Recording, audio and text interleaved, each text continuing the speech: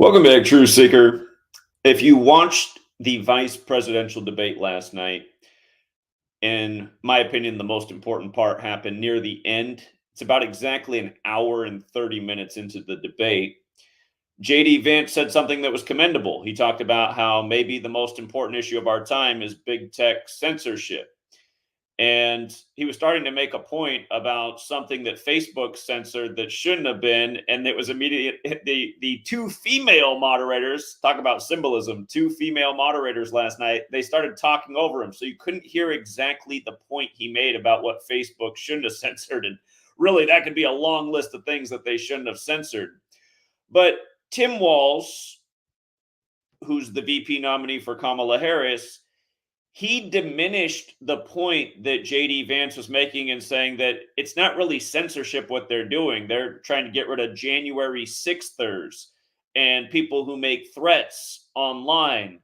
And for anyone who knows what's going on, that was very disingenuous and very dishonest. And the funny thing for me personally that he brought up January 6th is, you guys might recall the last time I had 100,000 views on a video, it was actually two videos I put out on the same topic. It's been a long time. It was over January 6th before it happened. I put out two videos for what to expect on January 6th based on the Transition Integrity Project simulation that was held at Georgetown, June 12th, 2020. And I said, in that simulation, we've been talking about the Transition Integrity Project simulation. It was known as TIP. A lot of people still haven't heard of it to this day.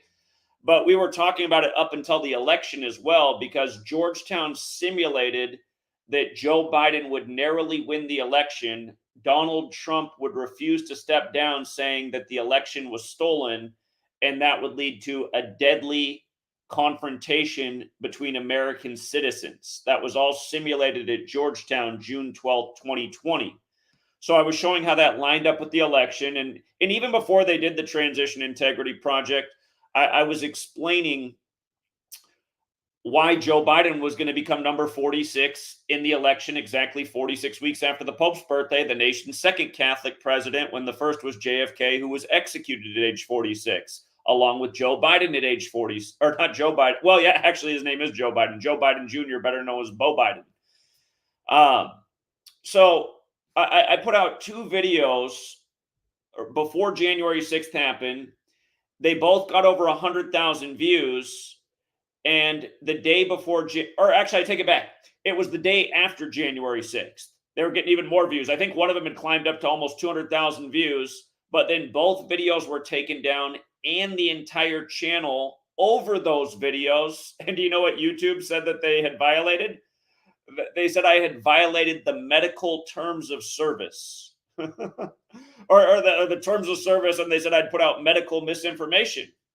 It's weird because it didn't have anything to do with medicine. It had to do with the Transition Integrity Project at Georgetown.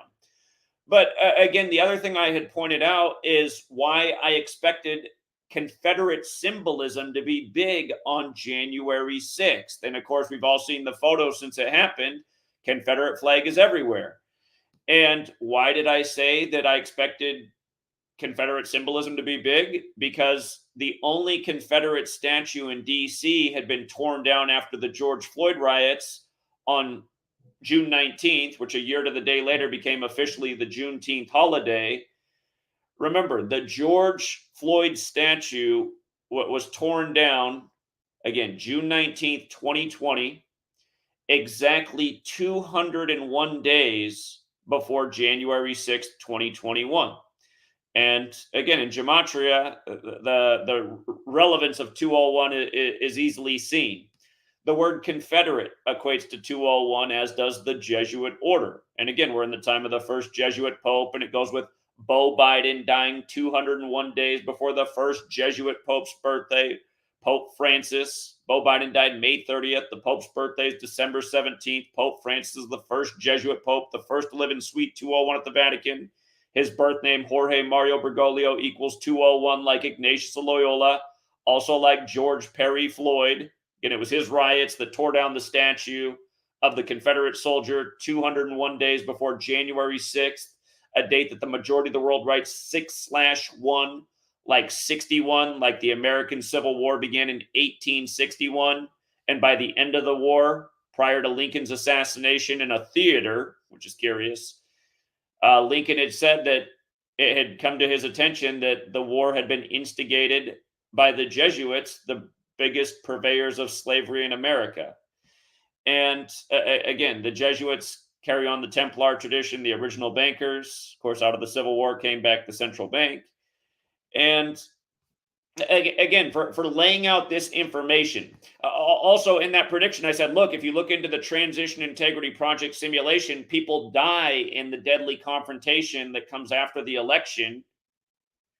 So I said, expect deaths to be part of the story on January 6th. And you have the Ashley Babbitt story with the bizarre spelling of her name. And remember, that was a 201 ritual as well. And then you have the deaths of the supposed officers. What wasn't one of them's name like Sick Nick? And then that whole story changed like 5 different times. First, he died from bear spray, which seemed really weird because you guys might recall I had recently just been sprayed with bear spray in the face by Antifa. It was just like days before they said the officer died from getting sprayed with bear spray. And I thought, well, I don't think you can possibly die from that. It does hurt a lot. If you've never been sprayed with bear spray, I don't recommend it. And don't wash it off with water. I learned the hard way. You mix water with the bear spray, it feels like molten lava's on your body. But I just thought that was really weird. I was like, I just went through that, so I don't think you could possibly die from that. Yeah, it hurts, but I can't imagine you would die. Maybe if you were a brand new born infant from the pain, I could understand if you were like a week old, but not as a grown man. And anyway, the thing was, you see why my videos really got deleted. And who knows how many views those videos would have got, because they were starting to take off in the days after January 6th. They both had about 100K views when it came around, and then they were getting more views, and then the next day, both deleted along with the whole channel. And again, I'm GematriaEffectNews 25 because I've lost 20-some channels. That was one of the instances of losing channels. Now, again, coming back to the debate, JD Vance was talking a good game there. He was talking about how this censorship thing is really serious.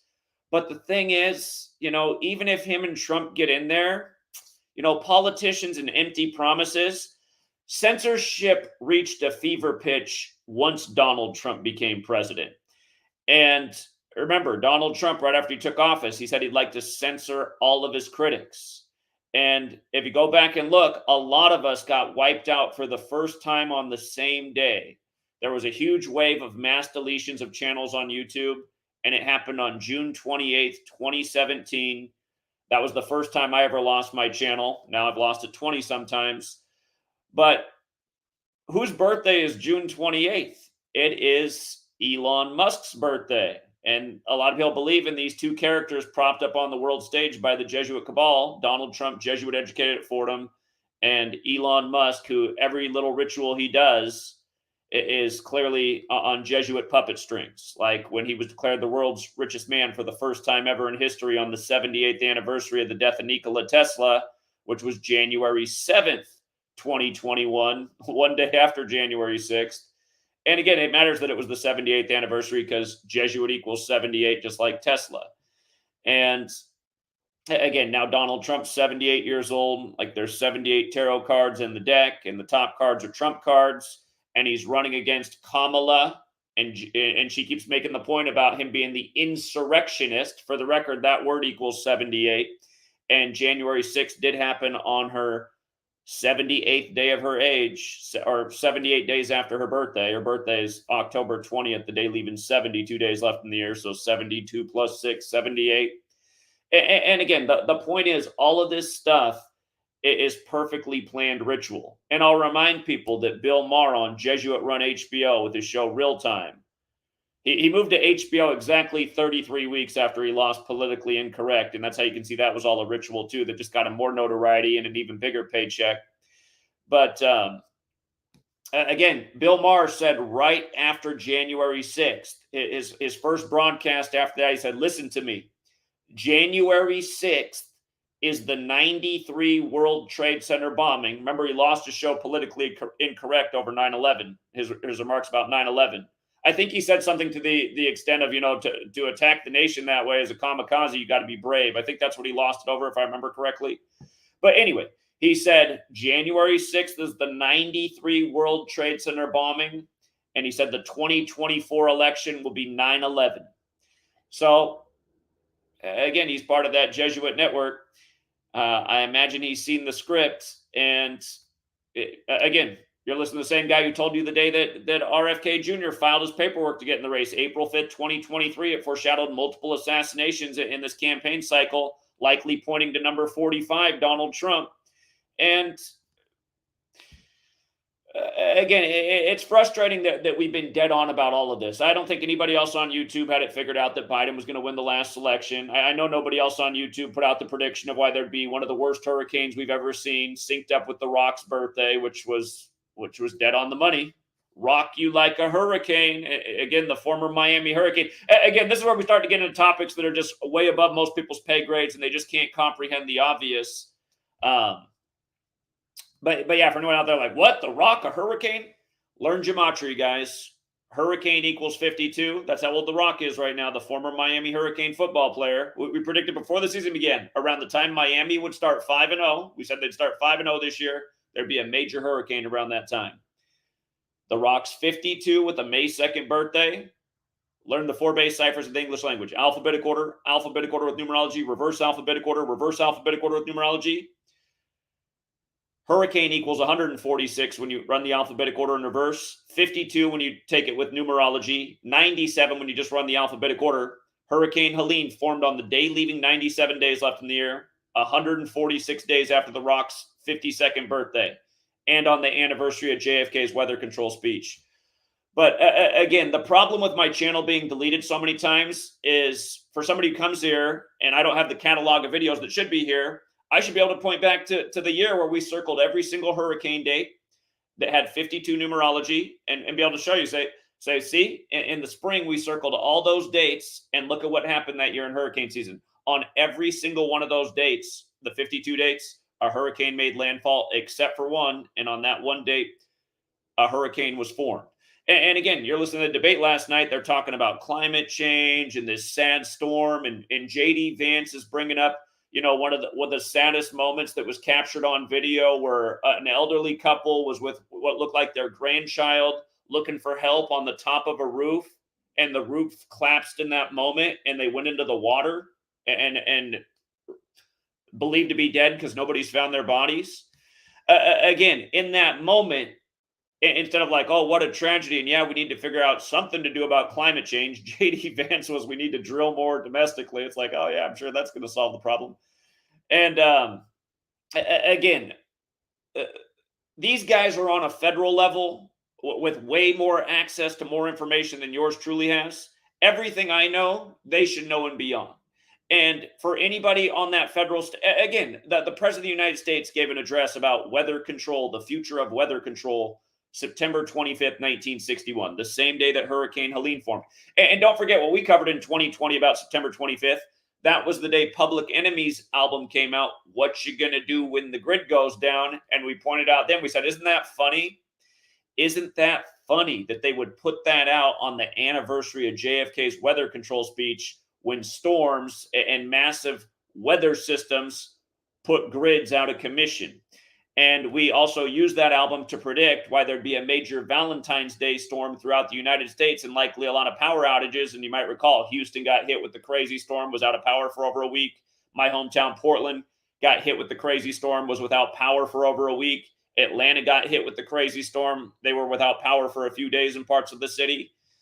But again, we've been able to use this knowledge and understand this Kabbalistic system and see what's coming from rigged selections to rigged weather warfare, et cetera, for a very long time.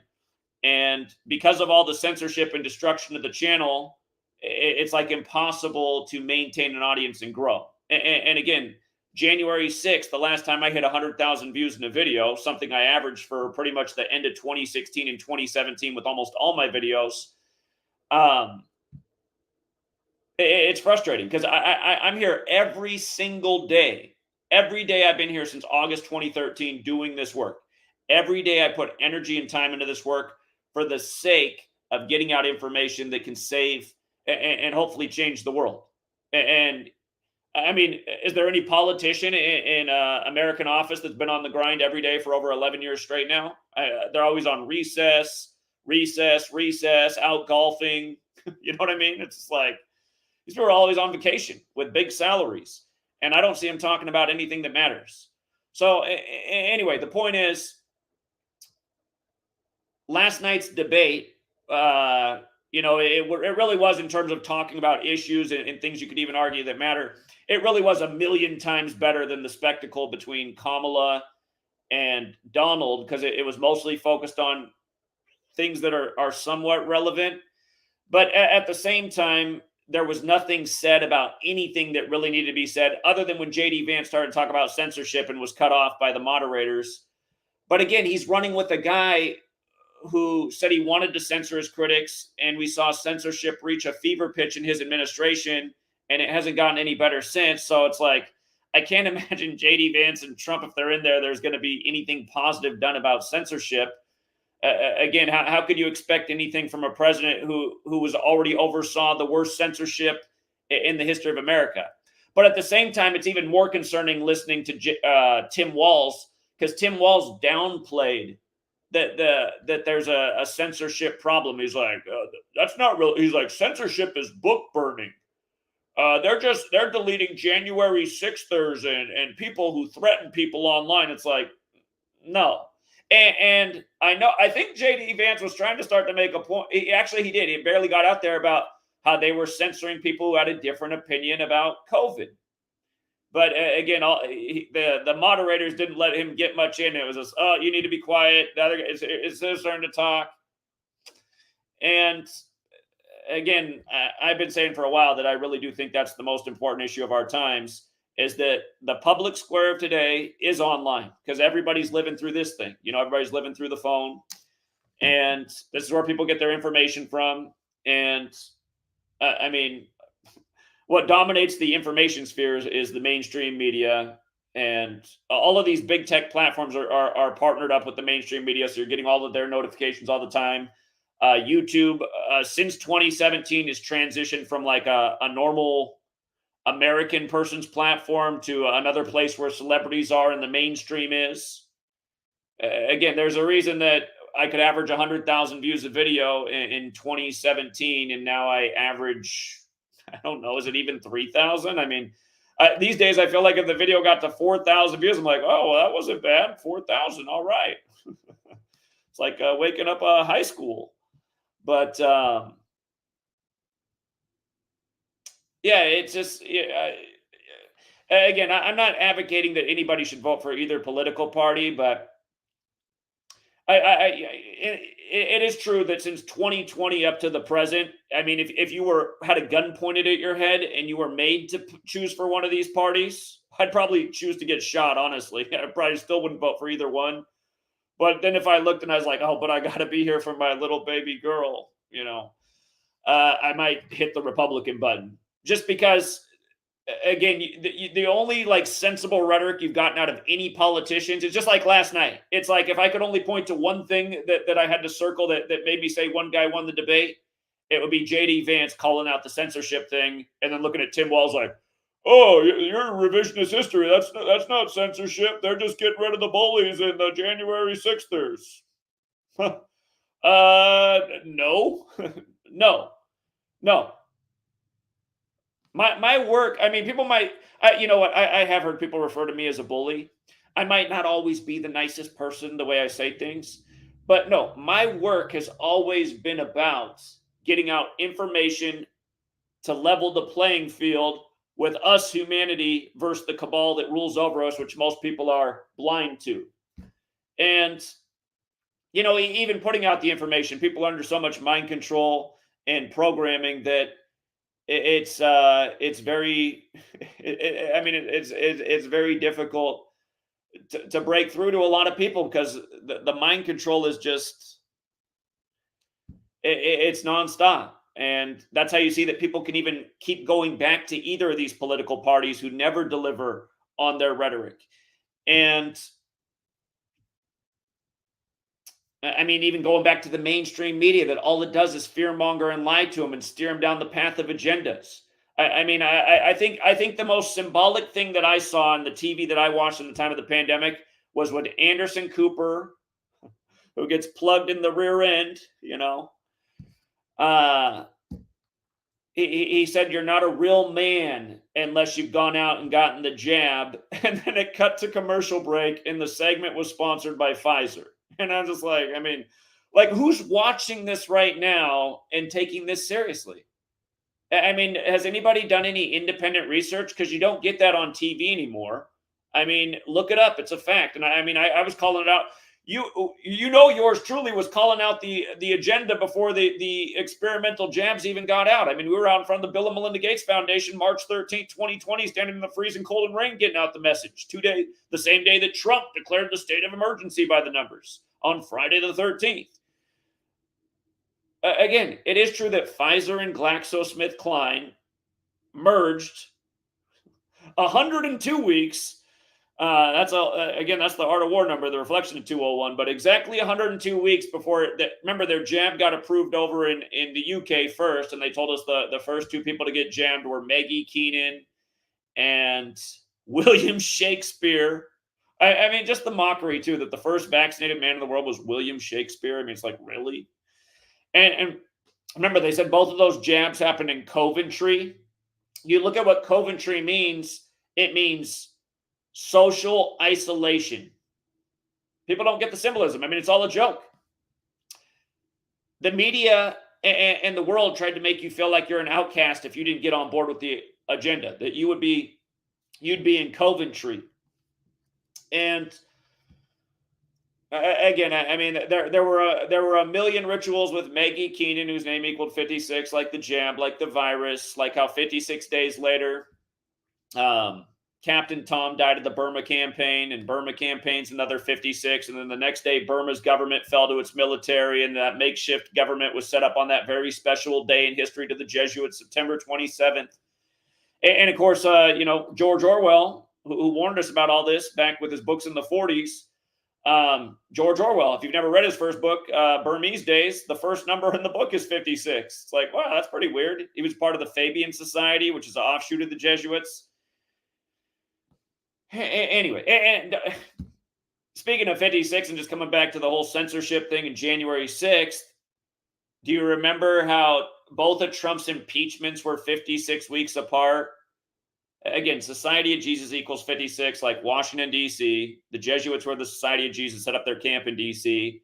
But Civil War also equals 56, like how Lincoln blamed it on the Jesuits and then died at 56. But from Captain America Civil War coming out to the January 6th thing was 56 months later, too. Just Hollywood, predictive programming. Some people see Donald Trump as Captain America. He's really Captain Mega, the highest degree of the Church of Satan, and that's another thing that most people are still sleeping on. But yeah. Anyway, it's just it's sad that Tim Walz can even go up there and think he can get away with that rhetoric, but he knows he can. He knows he can, because there's a lot of people who are thinking just like that, and they're not staying up on things, and they've never really been tuned into social media. All they really do is get their information from the mainstream media, and the way Tim Walz tried to counter the arguments, pretty much exactly how the mainstream media has been presenting that argument for years. That's exactly what my sister would say, Well, and then my sister would also say, yeah, and the only other thing they're censoring are conspiracy theories. Conspiracy theories. That's how my sister treats all my work, like it's all just a conspiracy theory. It's like, well, what happens when your theories keep landing perfectly and you prove your point in spades every single day for 11 years straight, which is not an over-exaggeration of a statement. So... But yeah, it was something else to witness how he could even try to argue that. And then having two lady moderators, again, super symbolic, just like they didn't have a gavel up there, but they're, talking over him to make sure he can't finish his points about censorship. It's like, I think these are the things we need to hear.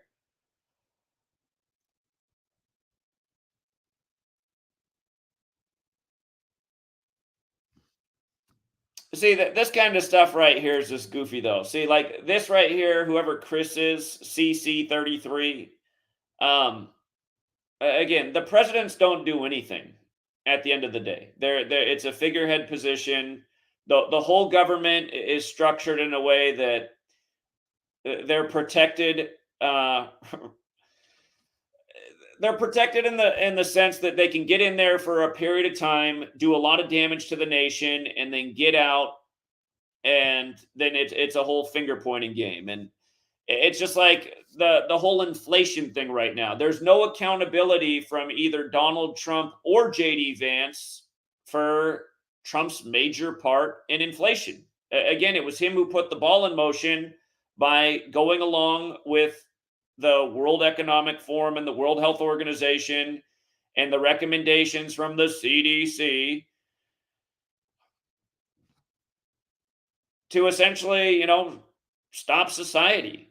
And then next thing you know, they're printing money. And when you print money, there's inflation. I mean, that's just economics 101. If you guys weren't here, it's too bad my channels have been deleted. I'd pull up my video right now from when they first announced they were going to print stimulus checks. I did a video that day when that was the breaking news. I said, I still know exactly what I said that day. I said, okay. I said, here's what's going to happen, you guys.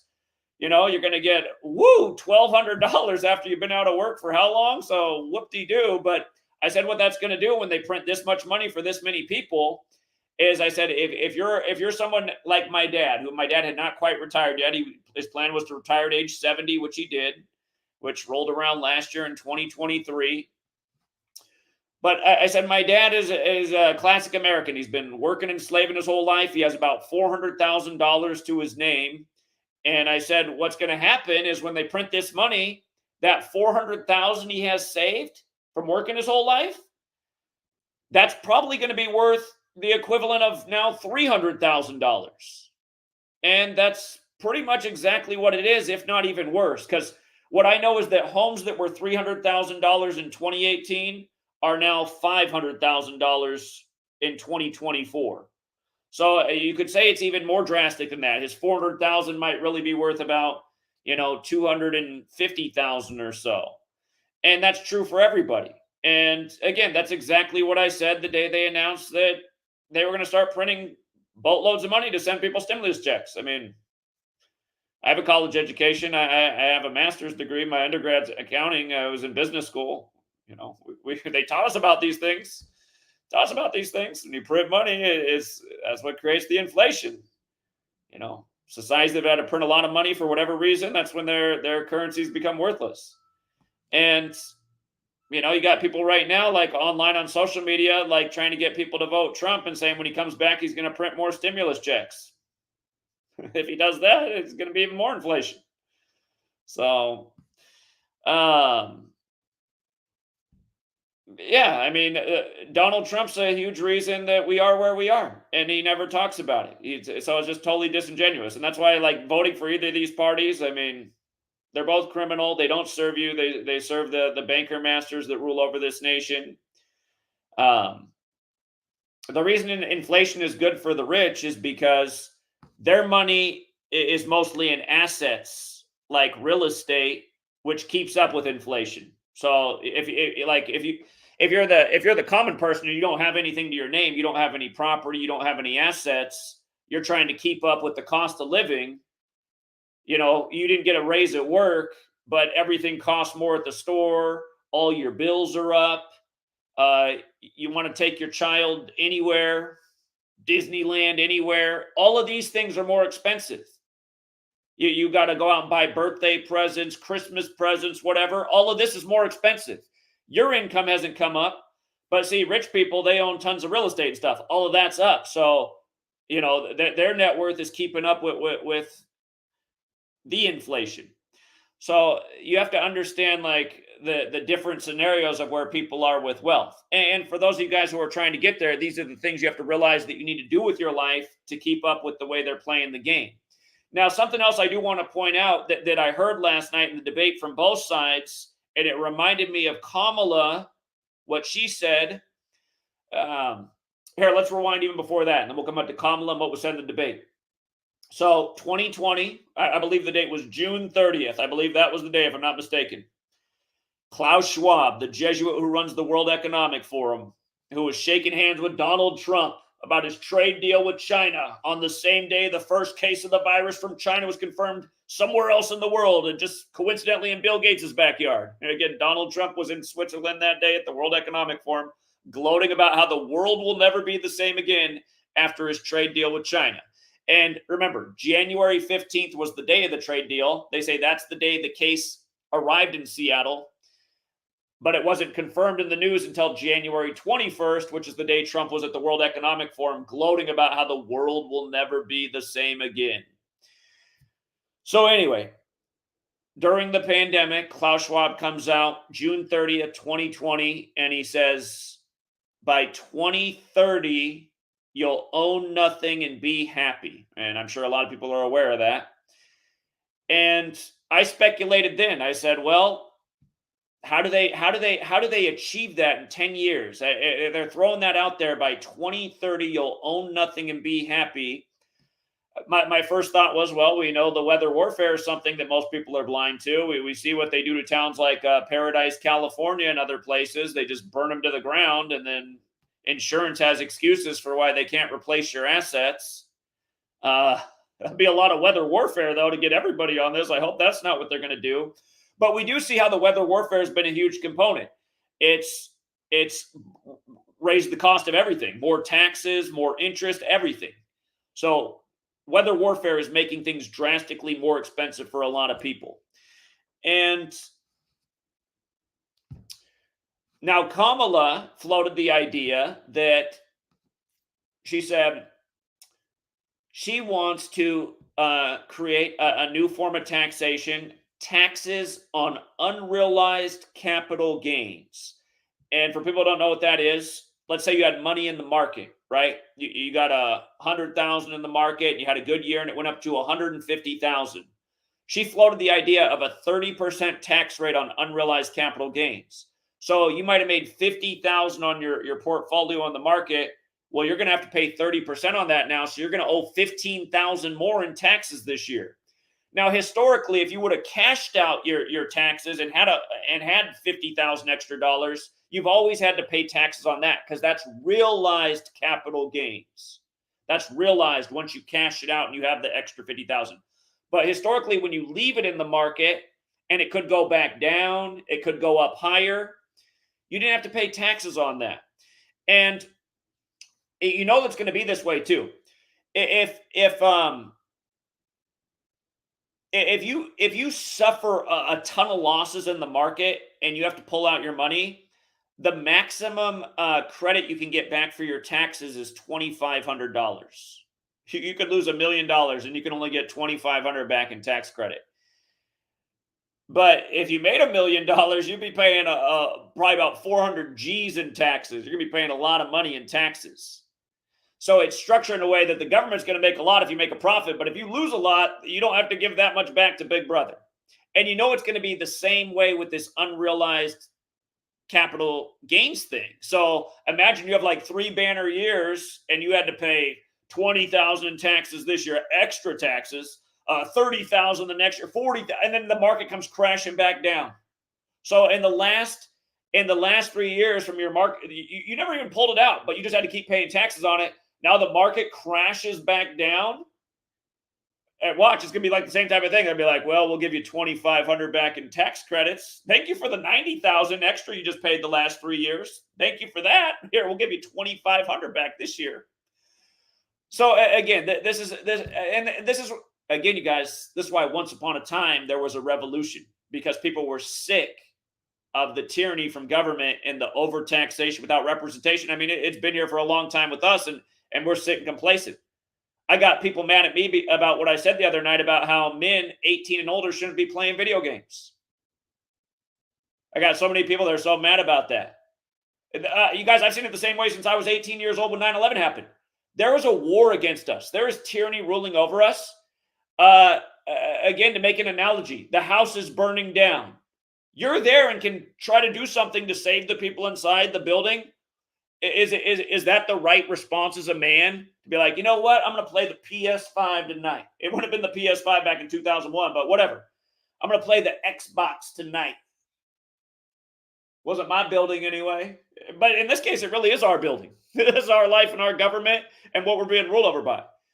So again, for all the guys who got so butthurt about those remarks, maybe pull your head out of your ass and think about what I'm actually saying.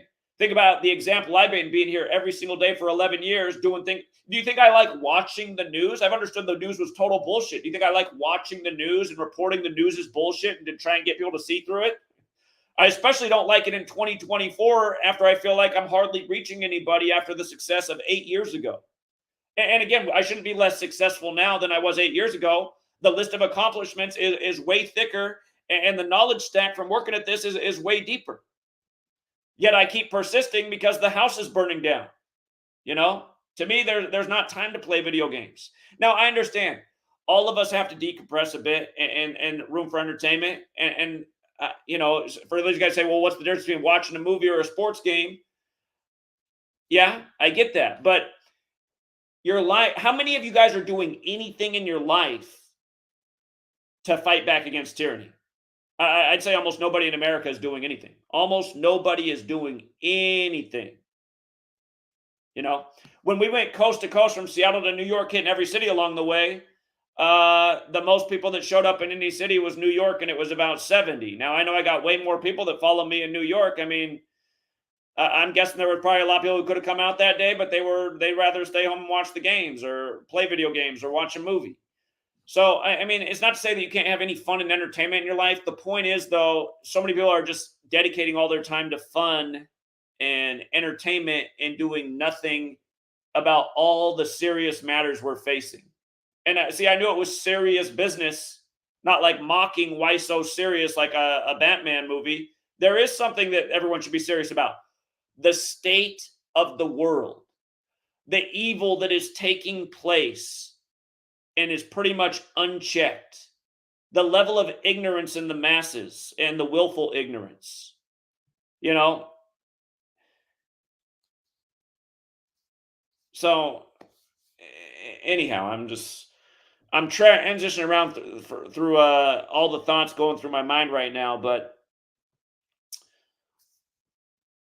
yeah, just again, last night's debate. I didn't finish the thought. I got off track because I was talking about Kamala and her unrealized capital gains. So last night, JD Vance and Tim Walz were in agreement on how they felt about property. And what they both said, I totally get. I mean, that there is an argument to what they said. If you didn't watch the debate, they talked about how we need to go back to homes should not be looked at as commodities, and, you know, value should stay very stagnant so that people aren't trying to get ahead through homes and buy properties to get ahead.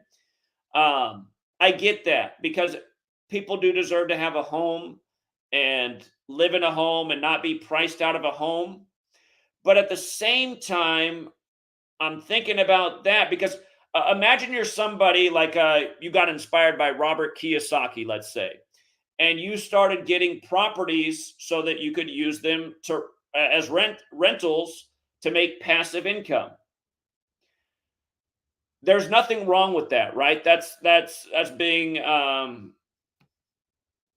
that's what the American dream's about, like building your net wealth, making smart financial investments, securing property.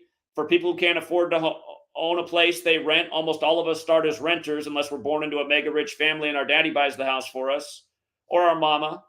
And that's not most of us.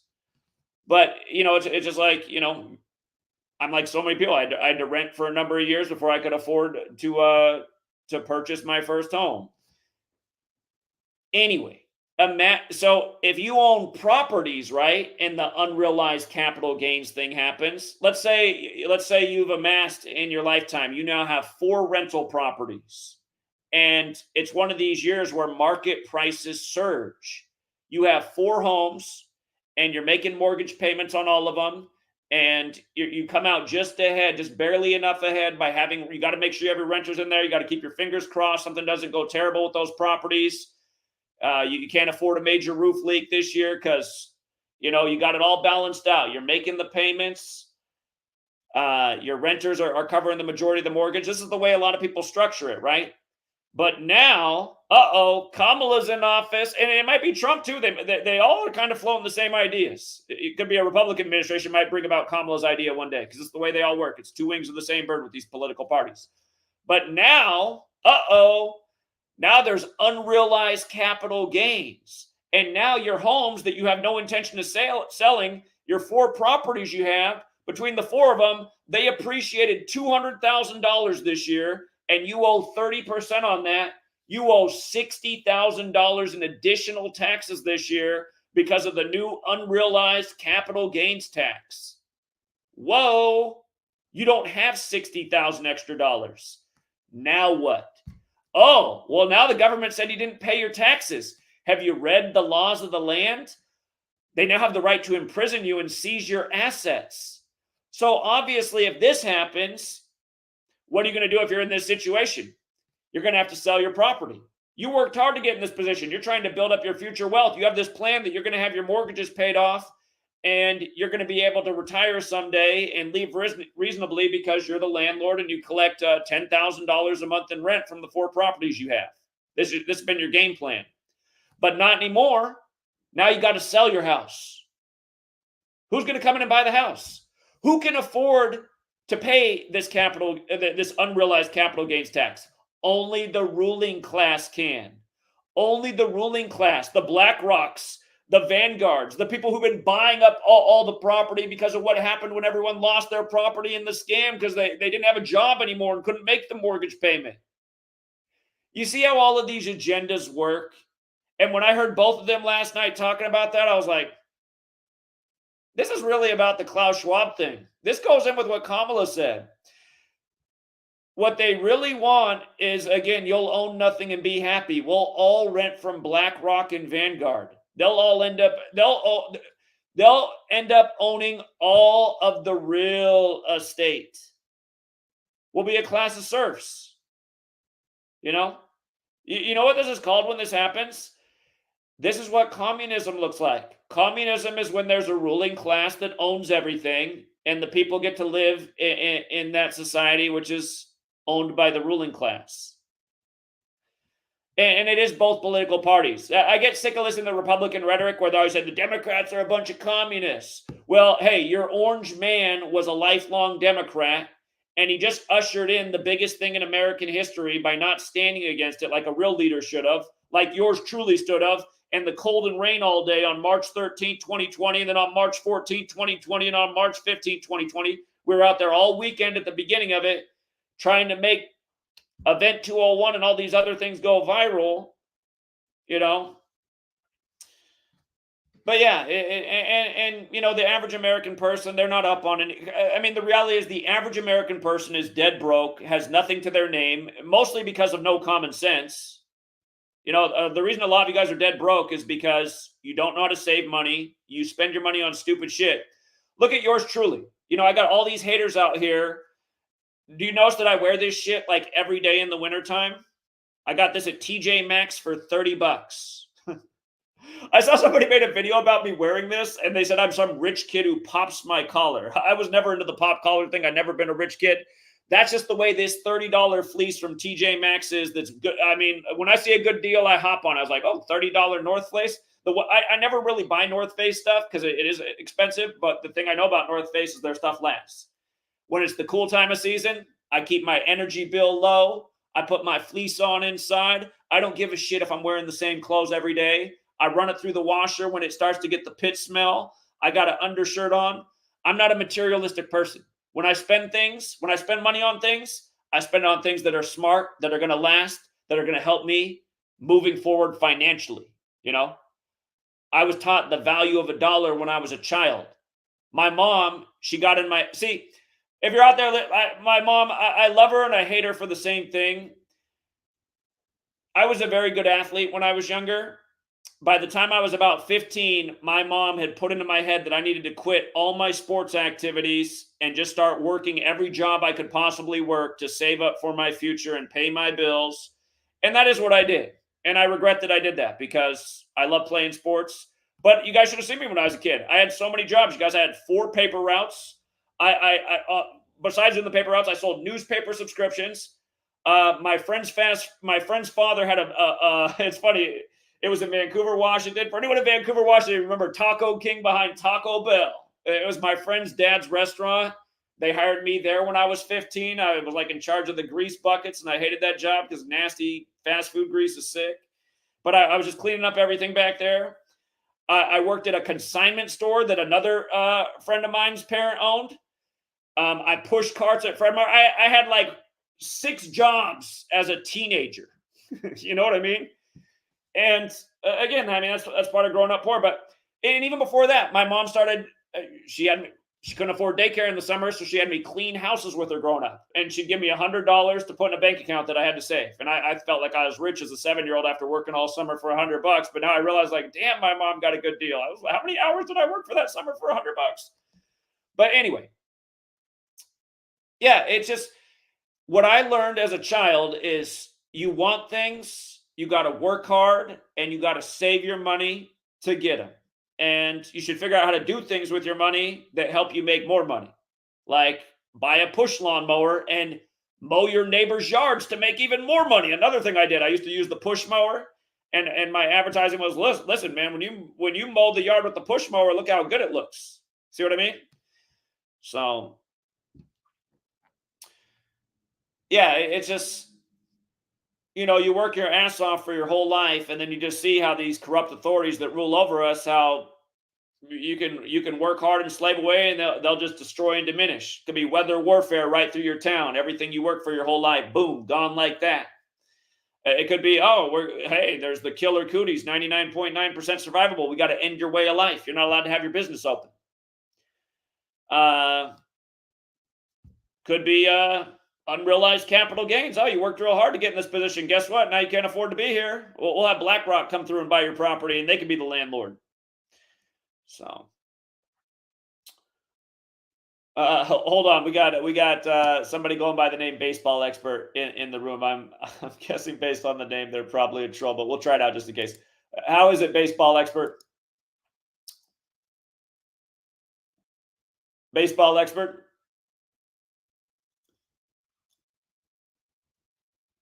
All right. I'm guessing they were going to come on and do some trolling, but anyway, if there is a link at the top of the pinned comment section, if you want to hop on and add something, maybe you caught something in the debate. I listened to it in the background this morning while I was doing my work, and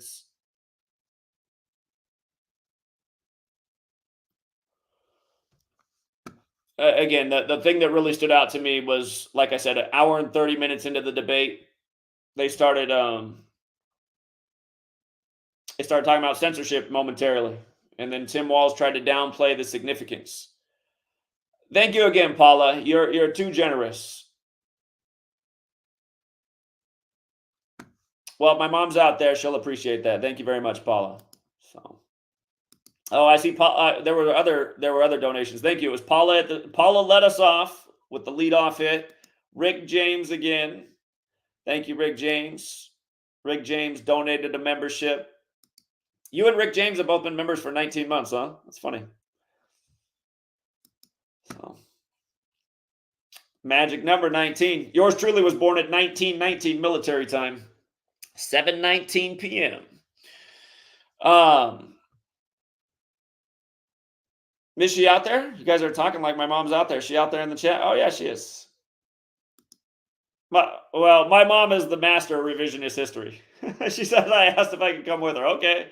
I guess that's how it was. Mom's always right. So, yeah, it was voluntary. But now that is true, though. That is true. She did let, when we cleaned, there was this place called The Manor. It was a retirement home. I'm sure it's still there. She would let me play pool, but hey, that was after a good day's cleaning, right? My mom would always buy me a Stouffer's macaroni and cheese and let me play some pool at the end of the day with the old guys. So I used to show those old guys a thing or two. They're like, now I've seen it all. I'm getting beat by a 7-year-old at pool.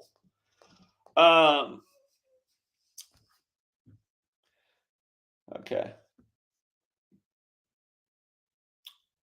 Well, I'll tell you what. If you missed the debate, it was better than the Trump and Kamala debate. They actually just stuck to issues, but just the problem is when you got enough knowledge, you realize they're leaving out a lot when they discuss the issues. It's like if you're going to bring up how tragic the storm was, let's talk about how it could have all been avoided.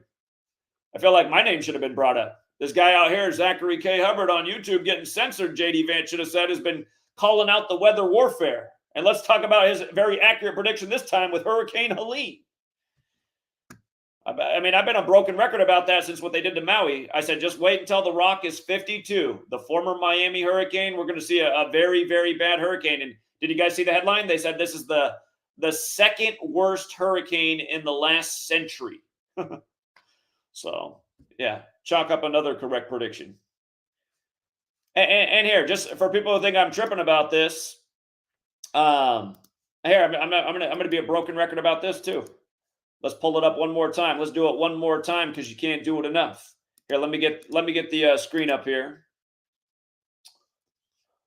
Gotta flip something around real quick. All right. So let me make it bigger. Again, the 4 base ciphers of the English language. You know, this should be taught in schools at this point. Hurricane equals 97 with the alphabetic order. Hurricane Helene formed September 25th, the day leaving 97 days left in the year. That is the anniversary of JFK's weather control speech to the United Nations given September 25th, 1961. Go back and see all the videos I've done about the crazy weather this year. I brought up September 25th over and over and over and over. And we've been bringing it up for years. But redundantly, I've been talking about it this year. Last year, when Maui burned down, it was right after The Rock, who plays the fire god Maui in Moana, it was right after they unveiled the Moana live-action trailer.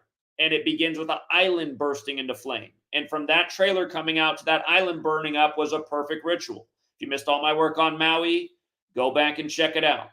But we pointed out The Rock was going to turn 52 this year on 5/2. Hey, let's also not forget we predicted why there'd be an earthquake in California 96 days after The Rock's birthday, and they said it was a 5.2. And the reason I said that is because San Andreas equals 96, and in his movie San Andreas, there's a 9.6 magnitude quake. So this year there was also a 5.2 earthquake 96 days after The Rock's birthday, which we also predicted.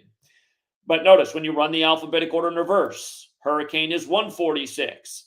Hurricane Helene formed exactly 146 days after The Rock's 52nd birthday.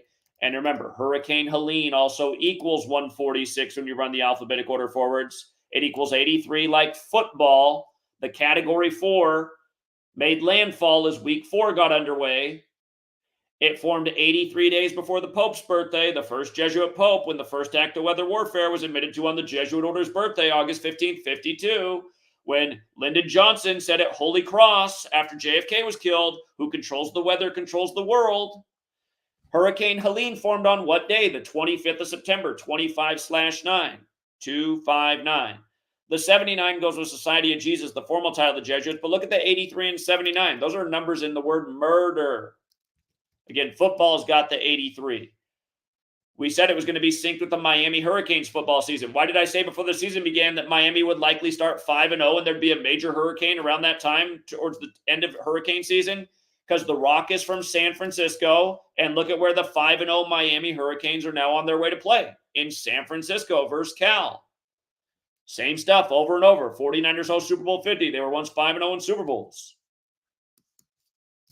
No, I get tired of people like, look at this and be like, I still can't decide. I can't decide if it's true. Is it a coincidence?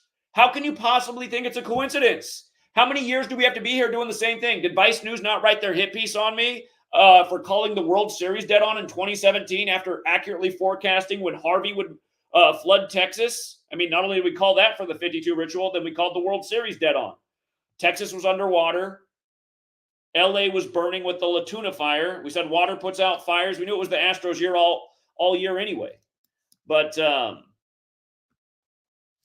yeah, it's just the same stuff over and over and over and over and over and over and over and over and over and over and over. So I don't understand how it could be like, I still can't decide if it. I mean, it's just like it's so blatant, you guys. The hurricane just rapidly forms on the anniversary of JFK's weather control speech. You still can't put it together. How about that it was the 63rd anniversary of his weather control speech when he got smoked in a major ritual by the numbers back in 63? Again, this is the stuff that should be talked about in the debate. I mean, again, there's just the problem is you have a very ignorant populace, and with that level of ignorance, they can't make informed decisions, and that's why you keep getting this criminal cabal in there every election cycle, and people consent to that. Here, let's try out Wild RAT. What's up, Wild RAT?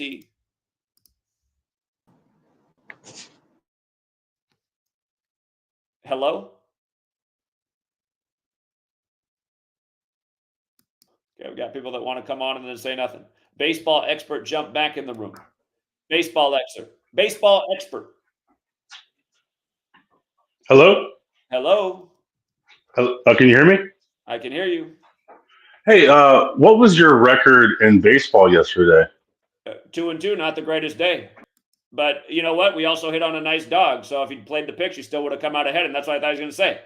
What was my record in NFL this week? 3-0, right? Week 1 and week 2, we nearly perfected the league, turned a dollar bill into $870. Did the best subscriber. You got open up in the chat who's turned 5 into almost 300 every weekend this year. Yeah, well, what is my record for calling futures? Better than anybody's. What's my pick percentage compared to everyone else in the world? Better than everybody's. Yeah. Yeah, did I say it was going to be a great day in baseball yesterday? No, I gave people a warning. I said this has been the season from hell, and that's because of what we're doing. That's because of what we're doing is why things are changing. Moron. Yeah, what was your pick percentage yesterday? Better than yours, probably, dumbass. Did you cash in on the Mets? Because I felt real strong about the Mets as a nice dog winning, and they sure did.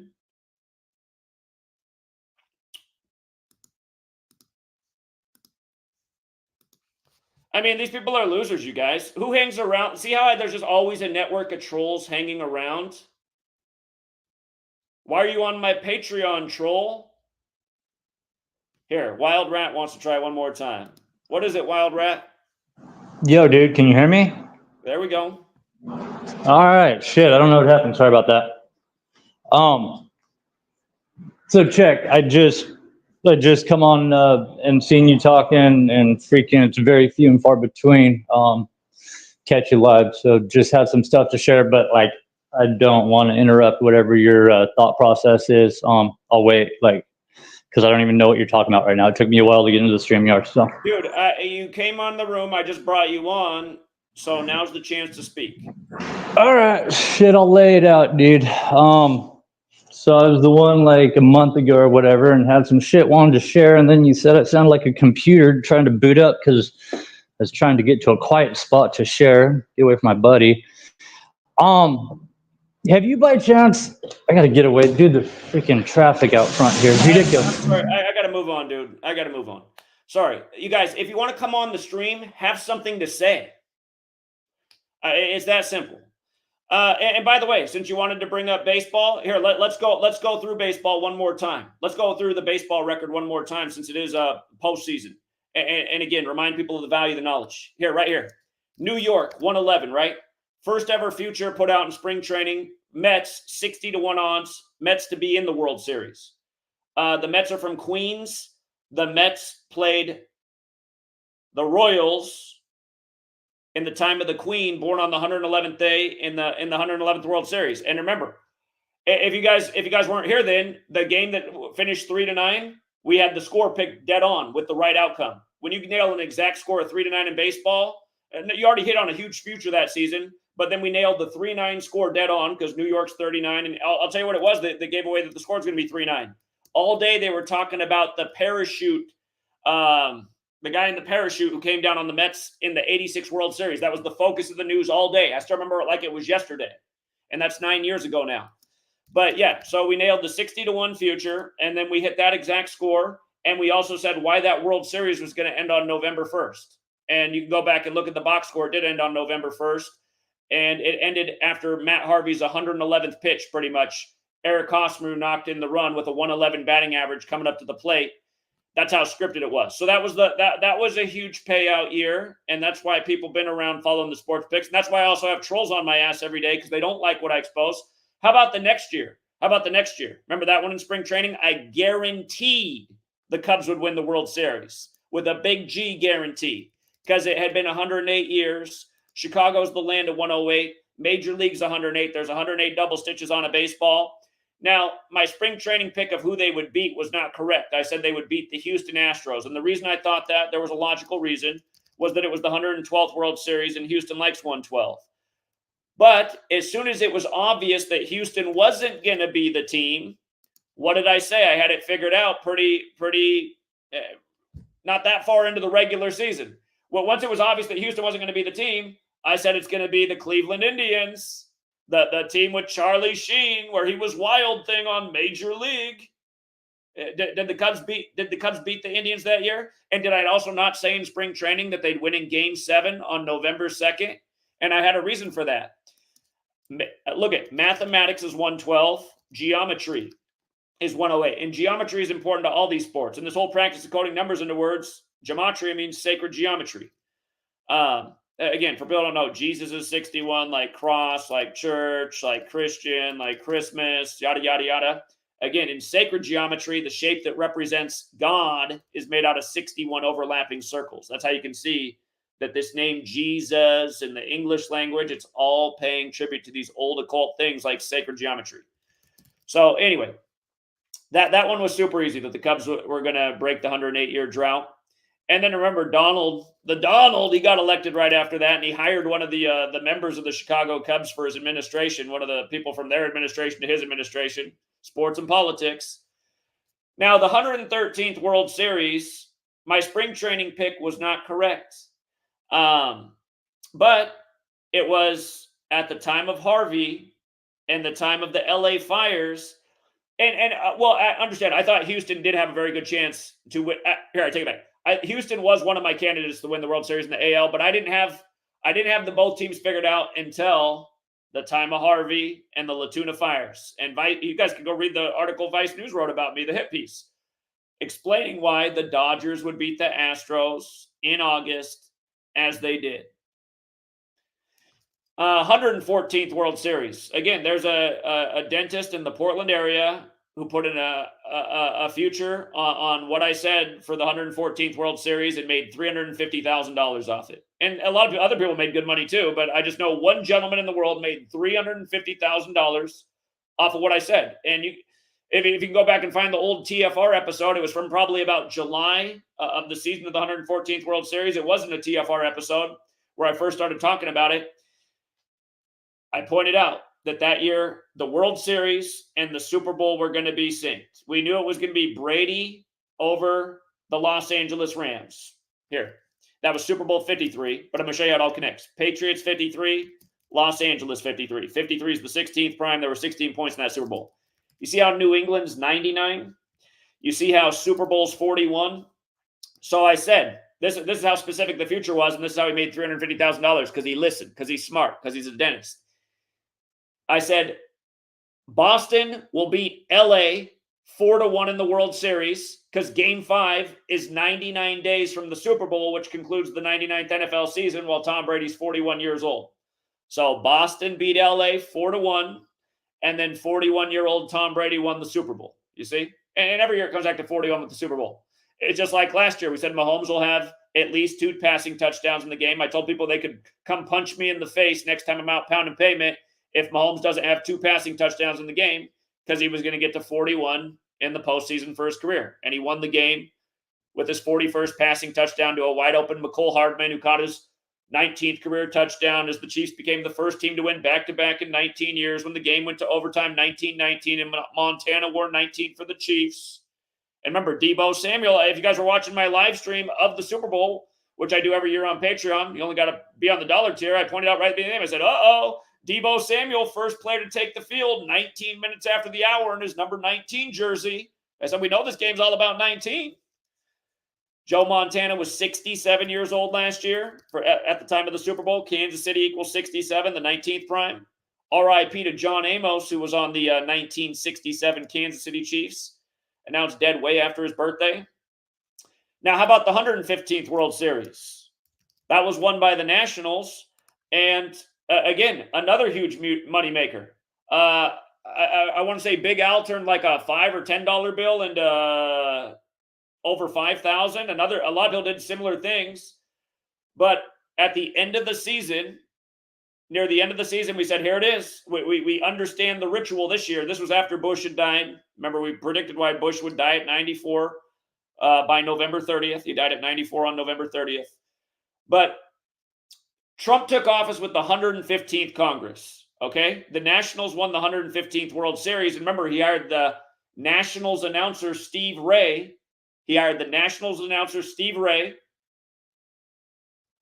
For Inauguration Day. And so we had this hunch that the Nationals would win a World Series because of that in the time of Trump. So the 115th World Series, sync with Trump taking office with the 115th Congress, the Nationals won. And if you go back and look, the day they won the World Series, they won it 138 days after Trump's birthday. And notice, Nationals is 138, Donald Trump's 138, Dave Martinez, the manager of the Nationals, is 138, Federal's 138, the Misfits got the song We Are 138, the Jesuit Order's birthday is the day, leaving 138 days left in the year.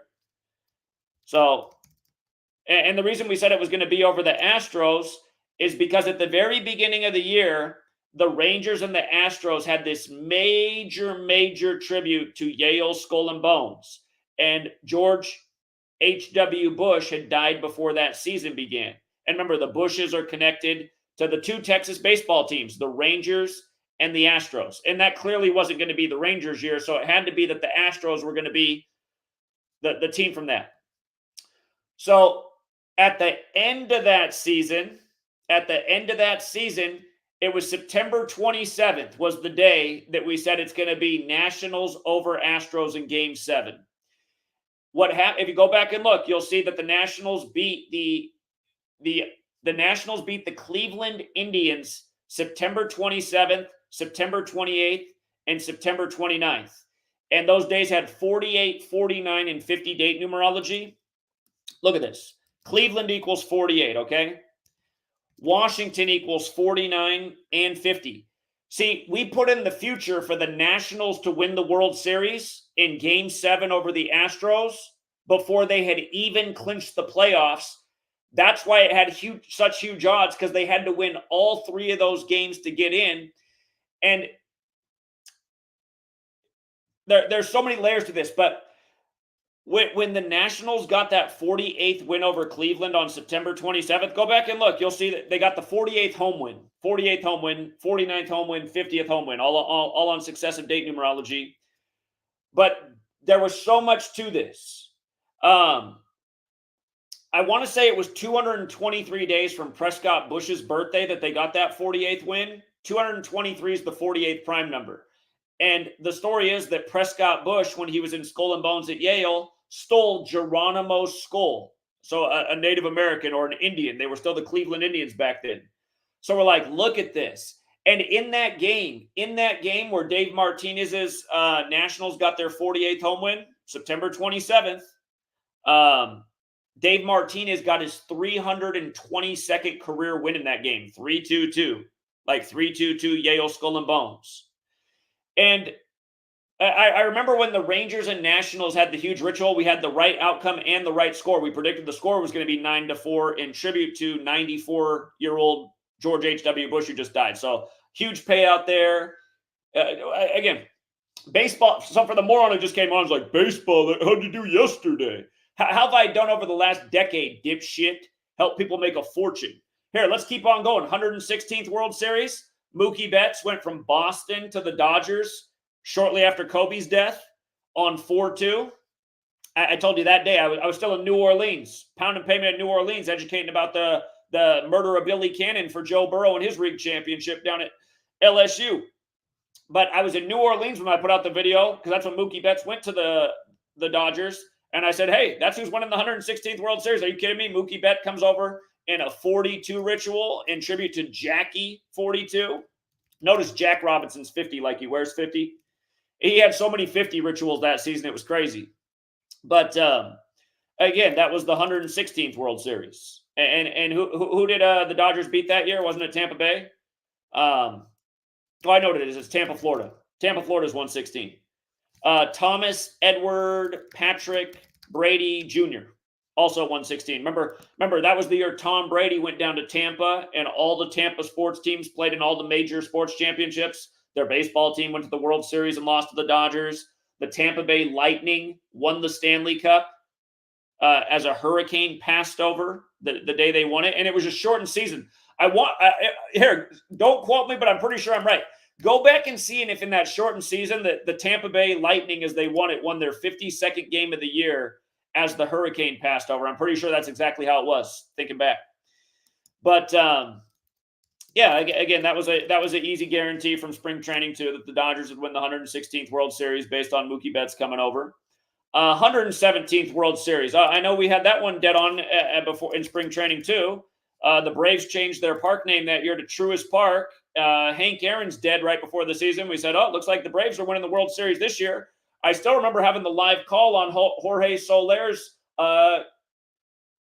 World Series winning home run, 42nd pitch of the game, in tribute to Hank Aaron, who played until he was age 42.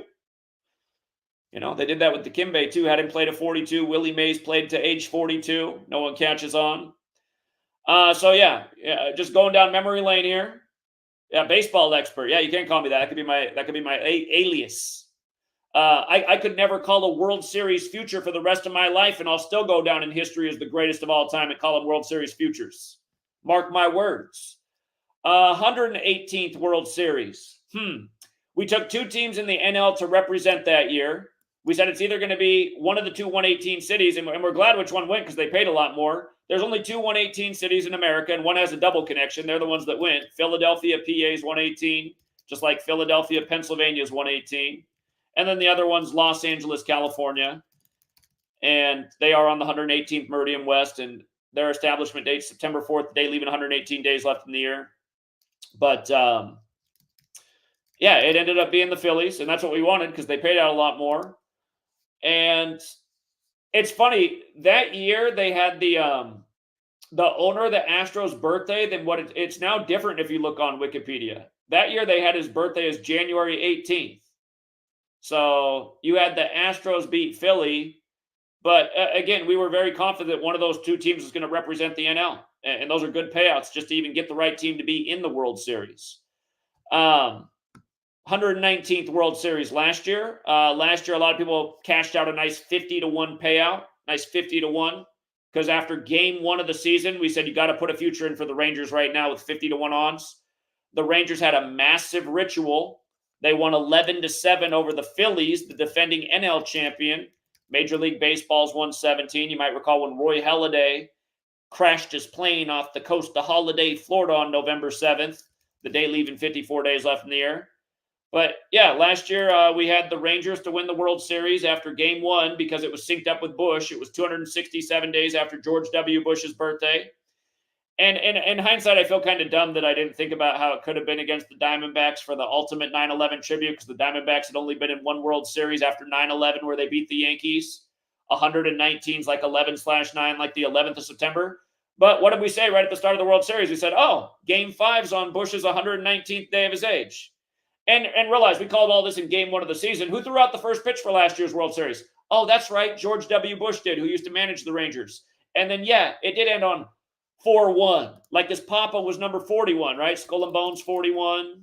Yale 43. The second one's number 43. Daddy was also the 43rd vice president. When number 43 became number 43, it was down in Florida, where his brother was the 43rd governor and Florida's 43. Like Brady went down to Florida at age 43. And then you had the Goatville killings at Yale right before he won the Super Bowl at 43. And again, Goat's 43 like Yale. And remember, I put it out for free for everybody that year. I said, look, the Super Bowl's 188 days after Brady's 43rd birthday. and greatest of all time equals 188, 188 days after his 43rd birthday. And then remember LL Cool J, who has channel 43 on Sirius XM, who ends the song 4321 saying greatest of all time, and DMX is on that song. DMX is reported to be in a vegetative state on 4/3/21 right after that Super Bowl. Another GOAT ritual. DMX gets sacrificed. Darkman X is dead 6 days later. 49. Darkman X dead on 4/9. NFL 49, Super Bowl 49, Scottish 49. American football is credited to a Scottish Rite Freemason, Walter Camp, who went to Yale. See what I mean? And don't forget, it was LL Cool J equals 79. LL Cool J song 4321. DMX is in a vegetative state 79 days after LL's birthday. When again, he has channel 43 on Sirius XM. And what's vegetable equal? 79, like murder. Like this storm that's not natural, Hurricane Helene. It's taken a lot of lives, So yeah, and I'm pretty sure we're going to be proven correct about the World Series this year too. And if you want that information, come support the Patreon. So yeah, baseball expert. How'd you do yesterday? How have I done over the last decade, dipshit? Yeah. So anyway, that wasn't a planned part of the stream, but just to show you the diversity of my work, I can call storms, I can call sports futures, I can call the news, the elections. You know why? Not because I'm a psychic, because I worked hard enough to figure out what was going on in this world, because I saw it all as an 18-year-old. I had on the laser goggles after 9/11 as an 18-year-old. I said, oh shit, this is some kind of major number ritual. How doesn't everyone see it? And the next thing you know, all of a sudden, the Patriots, just a constantly dog shit football team for all of my life. Just all of a sudden, there's a Patriot Act. Now the Patriots are just the greatest football team there ever was. Well, only if they have the refs making every call for them. Oh, shit, Tom Brady fumbled the ball versus the Raiders. Oh, never mind. I guess it wasn't a fumble. It's the tuck rule. You never heard of it before. All the morons want to come out now and go, like, oh, yeah, the tuck rule, it always exists. Had you ever heard of the tuck rule? No. Until that very day, that was always went down as a fumble. For all of our lives, that was a fumble. That was a fumble, game over, Raiders win. Look at all of Brady's Super Bowls. Look at all of them are a gimmick. All of them are just a complete joke and mockery of your existence. Every single one of them is just stupid. It's like Tom Brady never won a Super Bowl. Either the refs won it for him or the other team just did something impossibly stupid so he could win. His whole legacy. And again, it's all connected. The same people are running your rig selections and your rig sports. That's why Brady's down in Florida at age 43 when it was, number 43 in office down in Florida the day of 9/11. So, yeah.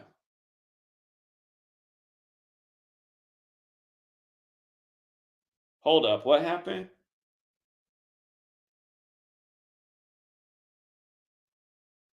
Damn. Hey, is Trey in the chat somewhere? Is RPM Trey in the chat? I just got a depressing text message.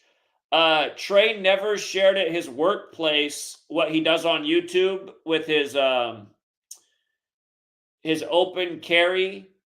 Hold on, you guys. I got to find his Cash App. Trey had never shared at his workplace what he does outside of his workplace. Or I can't talk right now because my mind's all messed up from what I just read. If you guys know RPM Trey Vietnam, he's a good guy. He does open carry demonstrations. He does the Hug It AR owner campaign. I often wear his t-shirts. But he had never shared at work what he does. And he said he just shared for the first time with a coworker his thing that he does on YouTube. And this morning they just let him know that he's fired.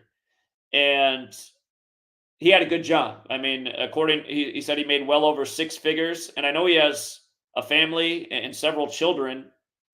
And I was calling him out recently in the stream because he was saying how he just blows his money so he has nothing saved.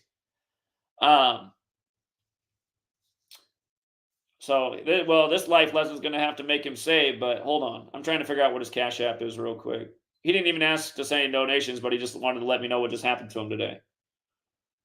So.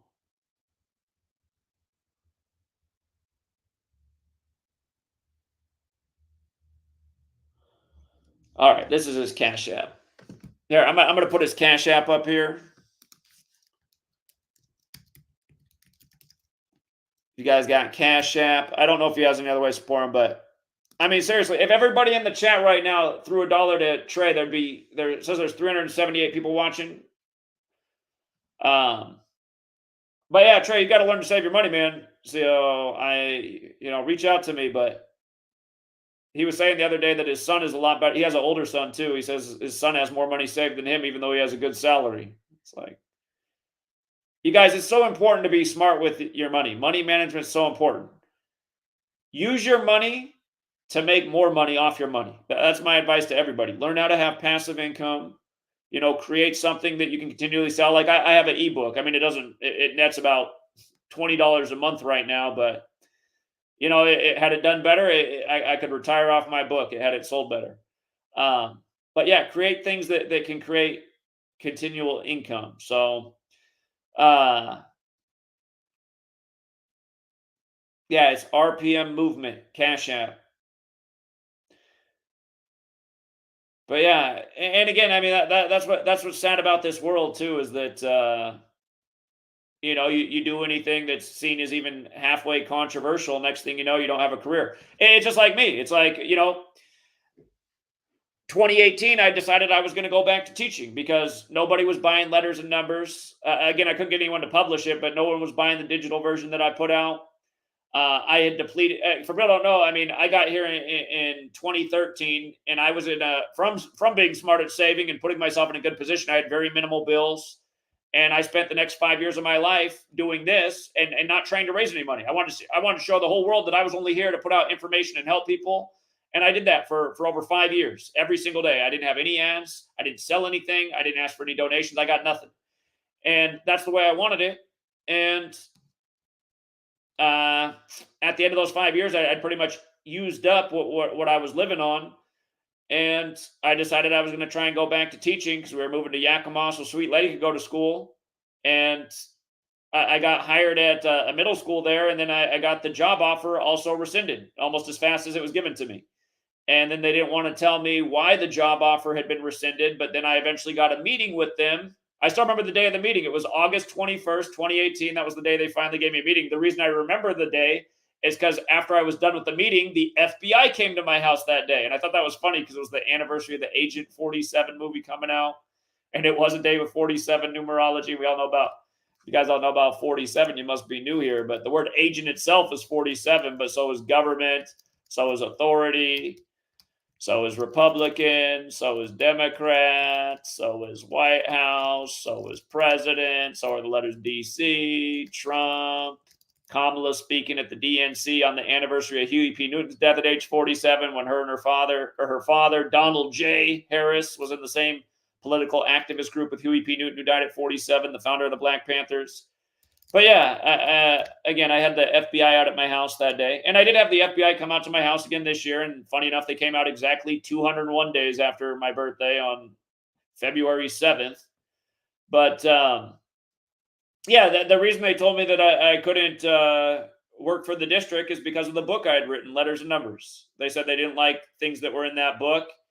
And it just wasn't going to go over in their school district. And that's a damn shame because, I mean, my book's real education. My book's real knowledge that, again, you go to slave school and you pledge to 13 stripes for 13 years that you're the freest nation there ever was. But then you really start to realize once you're an adult, you're not free at all. You're not free to have an opinion.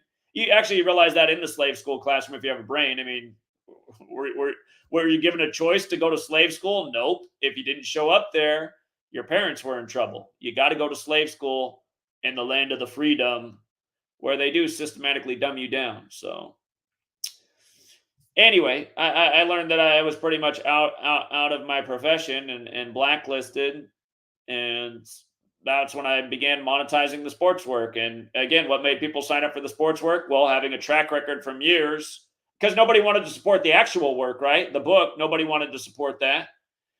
But the sports picks, that's what people wanted to support. And overnight, I realized that I could make more money doing sports picks than I could teaching anyway. And so when people are always attacking me for doing sports work, that's not really by choice. It's more like by necessity. You know, if people supported the actual work that's more important, wouldn't have to do sports picks, would I? But no, the thing about sports picks is it has elevated a lot of people's life. It's changed their financial position. I mean, the same trolls who harass are the same ones who hear the callers every day on the stream who hear about how they've never had this much money before. They've never won this much money. They were homeless. They finally got their car out of the shop. They can finally move to a better neighborhood. No, we've changed a lot of people's lives through this knowledge. So, I mean, that's the good thing about doing the sports. It has helped change a lot of people's lives. The downside of the sports is from doing this and so many people prospering, it's not what it used to be. Just like why I'm having my worst baseball season ever, because things are changing. The same patterns that we've won on for years are now shifting. So, again, anyone who'd want to attack that's a loser. Or a Fed, like the ones that show up at my house by the numbers. So, same Fed's always like, why don't you prove that? Oh, so I can show that, so I can get in trouble for doing something illegal in the state? Yeah, good idea. Good idea. Only ones who be making that request are people that want to see me in trouble. So anyway, all right, another great stream, and the usual suspects. Again, thank you ×2 for Paula, or maybe it was ×3. Thank you ×3, Paula. Thank you ×2, Rick, and yeah. Again, in case in point, you guys. I mean, doing the good work doesn't make money. It doesn't generate funds. It doesn't generate revenue. Going coast to coast from Seattle to New York cost me a ton of money, and then it cost a ton of people dropping off the Patreon after that. Doing the good work is expensive for me. Doing sports makes money. I need resources to ever elevate this platform to where it needs to be. Until people support the books and donate on streams like this and support the Patreon for something other than sports picks, there's going to continue to be a core part of the day where I spend doing the sports work. Point blank, period. So if you can't understand that, then you can't understand simple economics.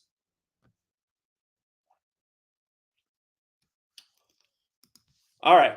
And again, one more time, RPM movement on CashApp. Our man lost a great job, and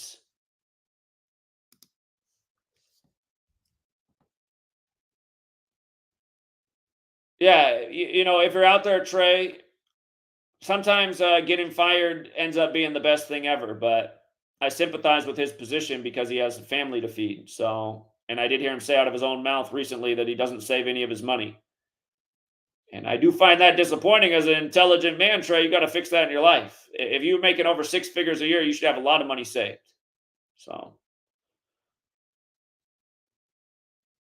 yeah, America is not good at saving. And that's another thing I've done the whole time I've been here, too. I've just given people good life advice. I've given people all kinds of good life advice, how to take care of yourself, how to be wise with your money. I mean, it's been nothing but a truth advice channel. I'm like I mean, nobody's perfect. I mean, I've gone on some rants that were over the top, but that's going to continue to well, actually, I've been ranting a little bit more this last week because I realized my days to get out rants are few and far between. Unless I go get a studio and start ranting from there, because sweet ladies, and I don't want to be ranting around my child either. I think energy is important, and I don't want my child to be picking up on angry vibes. That's it. Hold on, my mom wants me to call her. She got some. Maybe she's going to ask how she can donate to RPM Trey. She likes to help everybody out. Hold on. Might be some RFK promotion too. You just never know. Mom. Hello. Hello. Hello. Yeah, what's going on? Oh, are they still on your show? Do you want me to call you after the show? Because I was about to get off. Yeah. Oh, I'll call you in a minute. All right, bye. All right, I guess it's about something else. I thought she wanted to give RFK Jr. a shout out. Got to give her 5 minutes. All right, and I need to start my stream on Patreon too. I realized time got. All right, yeah, we'll leave it there for now, and until next time, Truth Seeker.